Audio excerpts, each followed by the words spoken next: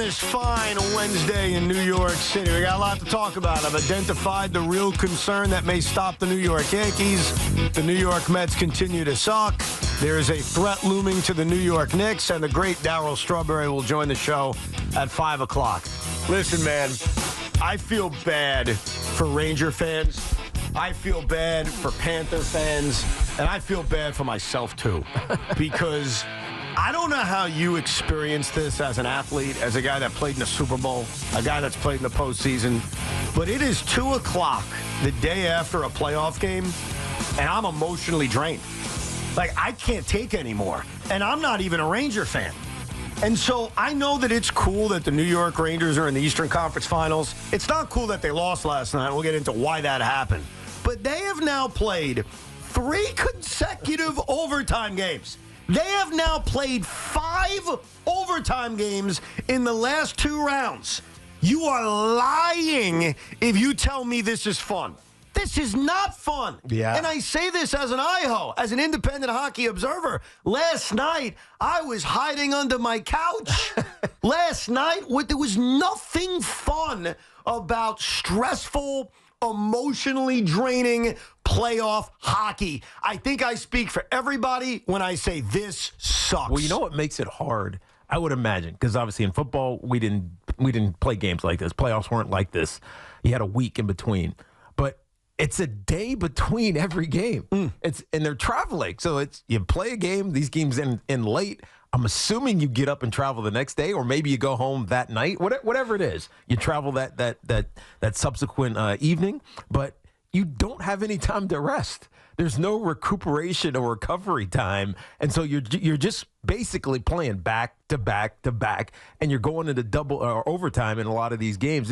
It's exhausting physically. Yes. And that becomes exhausting mentally, and that's when you start making mistakes, which, by the way, it tells you how dialed in both of these teams are, because it's not like there are a ton of mistakes happening. Wow, Mika Zibanejad would like to disagree with that. Of course. I mean, Goodrow as well, when you want to delay a game by, I don't know, and you get your best penalty kill guy off the ice, and that's why the first goal given up last night. But I still feel like these guys are conditioned and they're ready for this, but 3 consecutive overtimes is a grind. I don't know how they're doing this. And that's for the player. I could tell you this as a fan, and you may think I'm a liar when I say this, but when the Knicks are in the postseason and the Rangers are in the postseason, you would think as a fan of teams that got either eliminated early or were never involved that I would be jealous. And there are moments where I am jealous. There are moments in which I'm like, man, I wish my team was in the playoffs. As I'm watching last night's game, I felt pity for you. I felt pity for you, Sean. I really did. Because I said to myself, I'm stressed out, and I'm just watching this, with my own rooting interest, but not as a diehard fan. You cannot tell me as a Ranger fan, and I know last night didn't go your way. First time in this postseason, they didn't win in overtime. You cannot tell me that this is fun. Wouldn't you rather stink and not even be in the playoffs? No, I wouldn't rather stink. This is the thrill, and this is the emotion you want. But I will say, as somebody that's been married for 10 years and a million life events, that for some reason, Ranger playoff runs that go deep, just like 2 years ago did, are more emotionally, mentally draining than any of those other life events. If you are a diehard fan, basketball, you get more time off. Baseball, shorter amount of games. The amount of games and the amount of overtimes that can happen in these hockey playoffs, they've sucked the life out of me. I think it's because you sit there, and again, I don't have the rooting interest like you do, Sean, but you still sit there anticipating something to happen. I don't get to shift off. These guys at least get shift off. That's true. They were saying, whoever it was, Lindgren, whoever it is, he's exhausted. He's worn out. I'm thinking, dude, I can see it. Because you sit there and you're just on edge. Hockey happens so fast, right? Like a turnover in the wrong part of the ice can result in a shot like a snap of the finger. And so as a fan, even if you're a disinterested fan, meaning not a rooting interest fan, you just sit there and you're anticipating basically squeezing the whole time. Yes. And so while you as a diehard, I mean, that's got to be 3 times as hard, just squeezing, waiting for something to happen. You almost can't look away because as soon as you do, you feel like something's going to happen. And that's why a loss like last night, while in the big picture may not be devastating, feels devastating because you feel like you've poured your entire life into it. You just spent 3 hours. Obviously, the game is down in Sunrise. Tomorrow night, we're back in New York City where 18,000 crazies will fill up Madison Square Garden. But What time last did night, that game in last night? I would say, three past Igor. Good one, guys. Good one. Were you setting us up? I was. If you missed it, I heard. Yeah, that was the joke from yesterday that Sean had for Florida Panther fans. What time did the game Sunday end? 5 past Bobrovsky. And by the way, my sister, who I pulled that joke on, texted me right after the game-winning goal and said, "What time is it now?" And then used a very inappropriate word. So I'm just repeating that to you. Listen. If you're going to throw stones, you got to be able to take them back. Listen, I have to. All I know is that if you can watch sports and not be emotionally kind of connected to a team, then sports is a beautiful thing. Right. And playoff hockey's awesome. But you cannot tell me that when you're sitting there last night on a Tuesday night for 3.5 hours straight with your tuchus glued to your seat and everything bothering you. Like, everything bothers you. Every time a penalty is called, you're either pissed off at the one who committed it or you're annoyed at the officials. When a penalty is not called, like at the end of regulation, you're cursing them out. Even during the intermissions. Like, the intermissions are actually more painful. Because now First time I've ever wanted to punch Mark Messier in the face. What did he say to piss you off? It wasn't even night? just him and Subban picking Panther scorers and overtime. Shut up.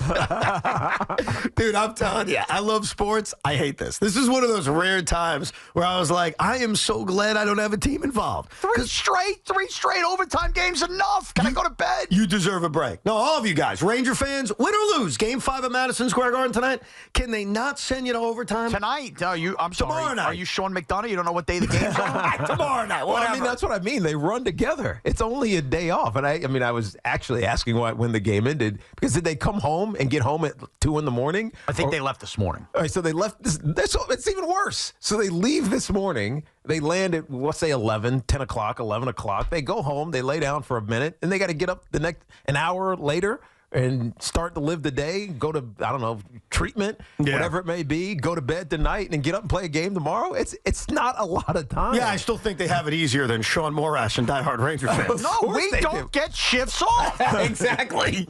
Now, as far as what happened last night, to me, there are a few things going on with this Ranger team that needs to stop, and it needs to stop now. Because we could sit back all day and talk about the brilliance of Igor Shesterkin and how Igor is going to bail you out, and Igor is better than Bobrovsky. And look, when they were up 1-0 in this game and the Rangers played, you tell me if I'm wrong here, the best period they've played in this postseason, definitely the best period in this series, yeah, I'm sure there's a thought in the back of your mind of, you know what, we gave Igor a goal, take us to the promised land. They have to clean some crap up. Let's start with the penalty kill. Because in the earlier round against Carolina, forget Washington, that series doesn't even count or matter anymore. Against Carolina, the New York Rangers on special teams was fantastic. Their power play was great. Their penalty kill was great. Let's start with the penalty kill. First of all, last night, they killed off 2 Florida Panther power plays. They allowed the Florida Panthers to score 2 power plays. That's a misnomer. Because the Sam Bennett goal came about 5 seconds after a power play ended. Right. So their penalty kill is an abomination right now, and it needs to be fixed. And it was a problem in Game 3 when they allowed the Panthers to score 2 power play goals, and it was a problem in Game 2. The only time it was halfway decent was in Game 1 of this series. So right now, and you could sit there all day and blame the officials, or you get pissed off at your own guys for committing dumb penalties. The New York Rangers have allowed 5, really 6, power play goals in the last 3 games. This crap ain't acceptable. Yeah. They got to clean this up. Yeah. You're not winning this series if this continues to be a hindrance. Well, I mean, again, some of it is circumstantial. And obviously, Goodrow going off with the delay of game. First, I didn't even see what happened. It's like, and you realize the puck goes over the glass intentionally. He gets taken off, and he's their best penalty kill, right? And so when he's off, and they sustain it, you almost take an exhale and that's when you get caught. Yeah. Behind the net shot that Igor doesn't have any idea where it is. He's trying to get his skate down. There's no way to prevent that thing from sneaking in the side entrance and equaling the score. But the other one was a phantom holding call on Lindgren. Phantom. You didn't even see it. In fact, when they go back and replayed it, you don't really understand. I mean, this would be an opportunity to bitch about the referees, but you can't do that in hockey. No. It's too much. There's too much other things that you have to worry about, I think. But you know what? I can complain a little bit about that because the other reason the penalty kill stinks is one of their best penalty killers that felt like an unimportant piece is Jimmy Vesey. No, I got who you. has exited this series because he actually did take an elbow to the head, unlike the one that they've made up about Jacob Trubin spent 50 hours last night on the broadcast talking about. Yeah, but forget the broadcast. I'm talking about what's actually going on the ice. That was a major turning point in the series because it felt like such an unimportant play because he's not a goal scorer, but he's a big-time penalty killer, and since he's left, the penalty kill has not been what it's been all postseason. Okay, but here's the problem. You may be right with that, but they got to fix this. We can't worry about what happened 2 or 3 games ago. But how are you fixing it? Listen, am I the freaking coach? What, am I getting paid big money? I'm just telling you. I'm just analyzing that their penalty kill, which was a strength in the series against Carolina, is a problem right now. They're not winning face-offs to start these penalty kills. It's killing them. There's a lot of problems. I just started with that, but you're right. That's another aspect of it. They started the game winning the face-offs. Yeah, but I'm saying in those moments when they're on the penalty kill, a lot of it is Zibanejad's not winning these face-offs when he's out there. Well, Mika stinks. Let's just call it like it is. He Mika has been a disaster in this series, and let's go. You feel him coming, though. But you feel what coming? A big goal coming. He rang the crossbar. Now he's ends up being the culprit of why they lose the game, which you want to get to. Well, yeah, because look, I'm less worried about Mika than ever. You could feel it coming all day. He's been thoroughly outplayed in this series, has he not? He has been. Okay. But you can feel whatever the hell you want. He buzzed around the ice last night again. Should have scored point blank. So much that the graphics thought they scored. Okay, but did they score? You can sense it's coming from Mika. Did they score? They did not. Did he score? He did not score. Okay, so then what the hell are you trying to tell me? My point is, while we all complain and you're going to paint this picture, just know that the best of Mika Zibanejad feels like it's about to happen. What picture am I painting other than the fact he cost them the game? He did cost them the game, so I will let you continue. You agree with that? Throat. You thought that was a dumb pass by Mika Zibanejad? Beyond dumb. Okay. Did you? And part of the reason they're not getting enough shot attempts. Right. Did you forget about that? Don't worry about that. The other thing was they could have called a penalty shot on that. In fact, you could argue they should have called a penalty shot on that. And you know who that would have benefited? The Rangers! I was begging for a penalty shot. I'm thinking the same damn thing. I'm thinking to myself 2 thoughts. Number 1, IHO. Boy, wouldn't this be fun? Oh, penalty shot, overtime. That's kind of badass. But then I started thinking about someone that growls and wants the Rangers to lose. And I see what kind of abomination they've been on the kill. And I know how good Igor is. And I'm thinking to myself, the Rangers would benefit if they call this a penalty shot. Igor will swat that crap away and we'll all move on. Instead, they gave the Florida Panthers another power play opportunity. And I'm not a prognosticator by trade, but I can promise you this. If they don't clean that crap up, they're going home. I agree. If Mika Zibanejad, who you want to tell me on the radio is close, if he doesn't complete the closeness, they're going home. If Chris Kreider continues to have 0 shot attempts on 5-on-5s and can't get the puck in the net, I got a spoiler for you. They're going home. They got to clean this crap up, and they got to clean it up now. Otherwise, this entire season, this fun run, all the games, if this makes me feel like 1994, it doesn't matter because they're going home. You can't rely on Igor Shesterkin to stand on his head night after night after night after night in overtime. They got to clean up the kill. Their power play looked better last night, so I'll give them that. Yeah. And their best players, led by Mika and led by Chris Kreider, who is a ghost right now, they got to wake the hell up. Otherwise, they're going back to the cup. Well, suddenly your growl sounds a little more growly than it was yesterday. Evan, look, you paint the great picture. There's no denying that the pointless streak for Zibanejad's gone on too long. Kreider now we're getting to the point of, he saved them versus Carolina, but what good is that if you go complete 0 in the next round? No doubt about it. But that, to me, as a Ranger fan, as much as last night is frustrating, exhausting, head-pounding, exhilarating, take a deep breath. How many of us thought this was going to be a 6 or 7 Don't do that. Don't do that. Shut up. And the positives you do take away last night were They didn't get one home, but suddenly at moments yesterday offensively, Zibanejad and Kreider helped having Capo Caco up there doing some dirty work. They suddenly look like offensive players again, having a couple opportunities, and you need to translate that into Game 5 here and put the pucks in the net. It's okay to have a bad day. It's okay to have a bad game, especially because you already stole one on the road. Dude, they've had a bad series. The Panthers have been the better team. You can't say they've had a bad series if they've won 2 games, one of which was on the road. I give them a lot of credit for finding ways to win these games.